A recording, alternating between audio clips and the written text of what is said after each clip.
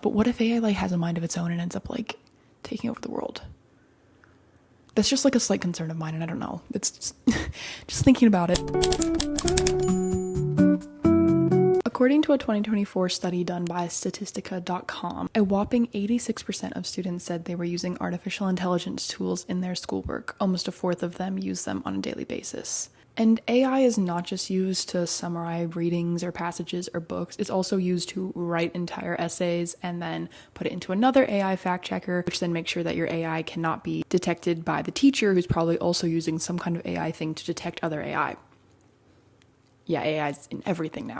All of this just to get out of reading a passage or a book for class and having to like critically analyze it, and then maybe answer a question or two or write an essay on it. But it all goes so much farther than just that. AI has seeped into every aspect of our lives. Whenever someone needs a quick answer to a question, rather than turning to Google, which in and of itself kind of uses AI because you get that like co-pilot AI answer at the top, people will still type questions into ChatGPT just to get an answer that is probably actually wrong 50% of the time and will mislead you. Because why would you look through a recipe book when you can just ask ChatGPT to give you the best recipe for an apple pie? Why seek out a therapist when you can just share all your feelings to AI and use them as some kind of sounding board? Why put creativity into crafting a YouTube video when you can just have AI do it and post it so you can monetize it? Why draft an email to your boss when AI can just do it? Why read through an entire legal briefing when you can just have AI give you a quick little summary? Why come up with your own interesting original ideas when AI can just do it for you? The common thread that connects all these little nooks and crannies that AI has somehow been able to weasel its way into is that all these tasks to some level require critical thinking, or at least the ability to think for oneself, something which is becoming increasingly more rare as AI starts to make all of our decisions and choices for us. Sure, some of the tasks might seem boring or unnecessary or just a waste of your time, which I think is perfectly encapsulated in this quote by Joanna Mesejuka. I'm really sorry if I mispronounced that, which reads, "I want AI to do my laundry and dishes so that I can do art and writing, not for AI to do my art and writing so that I can do my laundry and dishes." And while this quote initially makes a lot of sense and is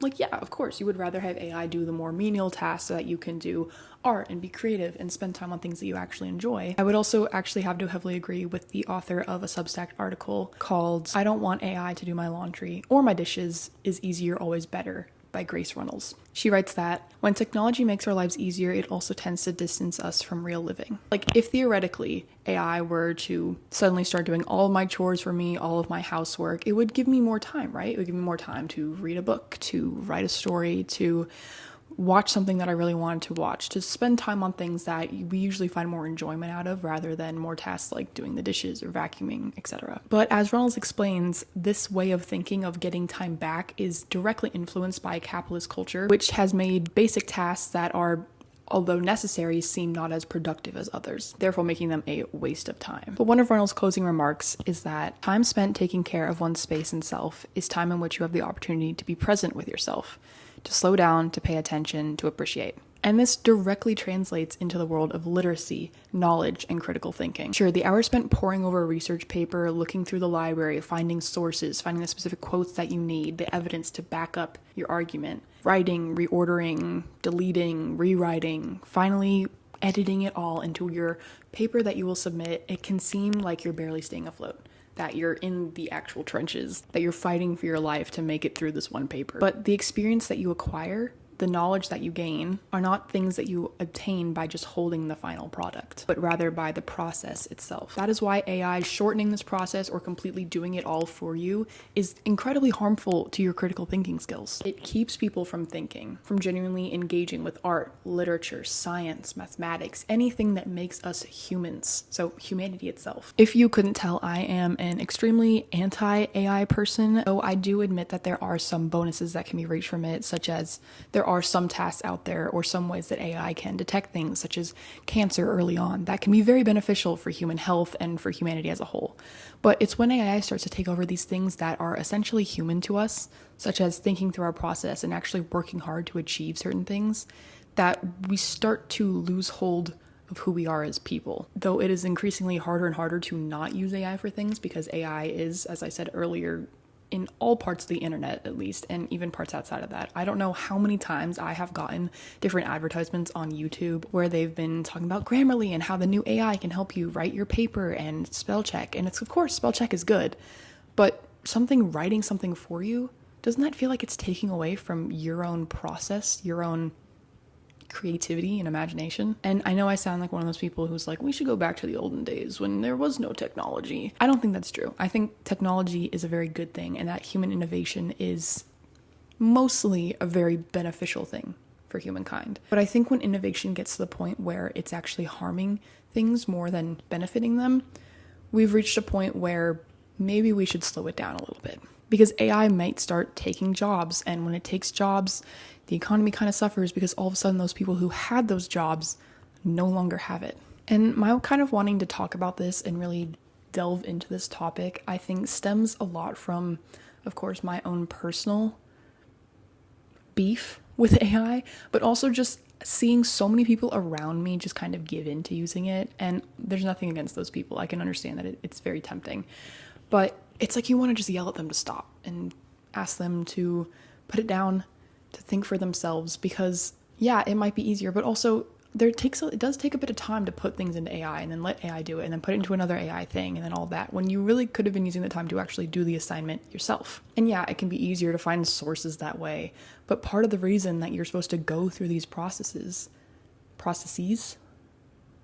is because that's where you learn. That's how you grow those skills. That's how you grow the skills to get a job. I mentioned this in an earlier video, which is actually one of my first videos that I ever posted on here, which was do your own essay. Like, you can write your own essay. You don't need AI to do it. And pretty much I was complaining about how I see all these people at college, at school, pretty much anywhere, letting AI write their papers, letting AI take their exams for them or answer questions so that they don't have to think. And it's scary because these are the people that are going to be doctors, who are going to be lawyers, who are going to be every single profession in the world that really is really important, because all jobs are very important. And to know that those people might not actually be qualified for it because they've been cheating or using AI to do things for them for their entire schoolwork or their entire degree is scary. And it's not just scary because of that, but it's scary because if we lose all these things, lose these processes that make us human, then what do we really have left? Because if AI slowly starts to take over every aspect of our lives, we kind of lose what makes us all human. And then what do we do after that? I do try to use as little AI as possible. I always take whatever like the co-pilot answer is on Google or Safari with a grain of salt, because it is wrong a lot of the time. And I never use ChatGPT. I think that it's honestly a little bit lazy. And one of the things about school that people sometimes seem to forget is that when we're doing assignments, when you're doing schoolwork, sometimes it comes across as busy work. But busy work is a lot of the times how you prove that you're hardworking, that you prove that even if you don't want to do it, you still did it. Even if you're not the most interested in it, you still did it. Because part of being a smart person is not just being like a genius or naturally gifted, it's also putting in the work to actually achieve what you want. I've seen so many people who are incredibly talented and super, super smart, genuinely some of the smartest people I know, not apply themselves in a way that they can actually achieve the things they want, and therefore they kind of end up not reaching their full potential. And this is no hate towards them, because your full potential, I feel like, is also kind of like a capitalist way of being like, you need to achieve the highest possible what you can achieve, when sometimes it's okay to slow down. It's okay to not push yourself to your breaking point. But I don't think AI should be used to keep that from happening. Of course, we as humans kind of want to always take the easier way out, to go the route of least resistance. But oftentimes that's not where we achieve great things. Nobody in the past who painted a beautiful painting or created the light bulb or something like that, they didn't use AI.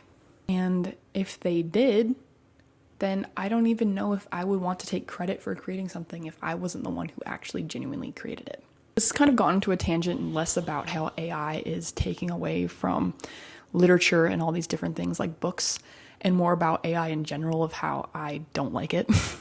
Which, yeah, I'm a little biased on this. I am a big AI hater, if you couldn't tell. But I think it's an important thing to discuss because it is affecting a lot of things. It's not something that's just kind of waiting around the background. It's actively in all of this. And it kind of sucks.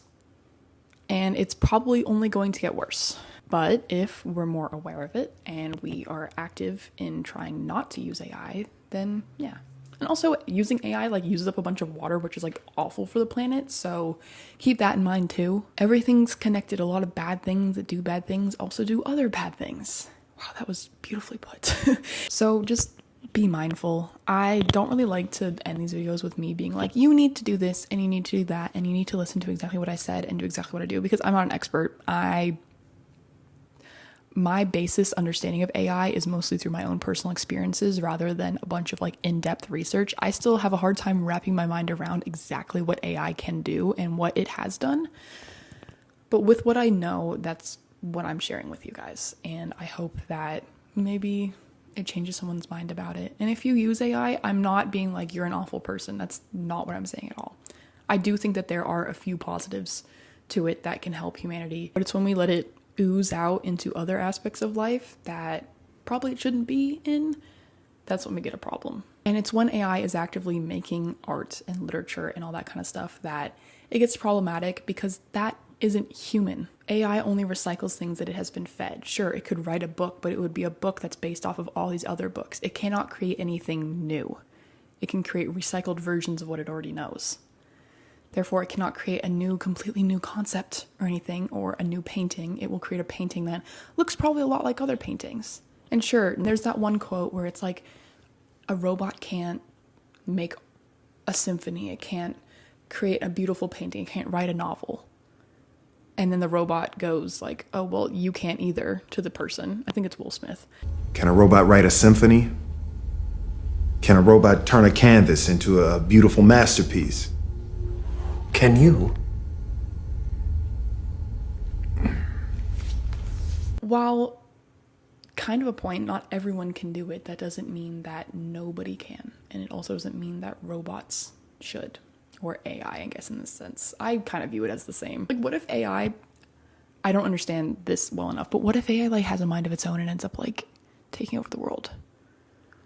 That's just like a slight concern of mine, and I don't know. It's just thinking about it. I'm really trying not to live in a dystopian universe, even though, honestly, at this point, with the way the world's looking, it could be. We could be living, we're already in one, let's be honest, with everything that's happening. So thank you so much, guys, for watching. I know I started off with a script. If you couldn't tell, I was a lot more well put at the beginning, and then I kind of went off of it because I wanted to just talk about whatever I wanted to. But I hope you guys liked it and maybe learned something. This isn't super academic of me, but I just wanted to share because this is something that I am really passionate about. And we're also going to ignore the fact that all my stuffed animals are right here. And yeah, so thank you so much for watching again. And I will see you in the next video. I really appreciate you guys commenting, liking, subscribing, all of that. It really means a lot. And I know I'm a smaller channel and I'm still very much in the growing phase, but I do really appreciate it. Making this content and everything is a very fulfilling, and it makes me happy. So thank you so much. I will see you in the next video, and thank you for watching. Bye.